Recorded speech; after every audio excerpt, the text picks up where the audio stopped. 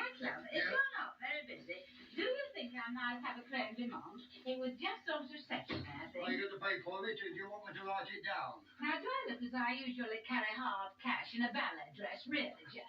You're not the only bloke in the show who hasn't got the little fancy gear to wear. Don't you start getting temperamental. You're only the blooming electrician. I'm not, you know, I'm a broker's man. Well, you ought to be seeing behind Charlie. We all on your overalls. Oh, Cinderella, you shall not go to the ball. You have had it. Your ugly sisters are going instead. Mrs. Cornwell. Oh, it's the excitement. Don't get in a panic. She's still with us. Come on, Minnie. Minnie, come on, wake up. Wakey, wakey. Oh, I must get Charlie's breakfast. Charlie, what would you like for... Oh, it isn't finished, is it? No, you're all right. Sit down and let yourself come to.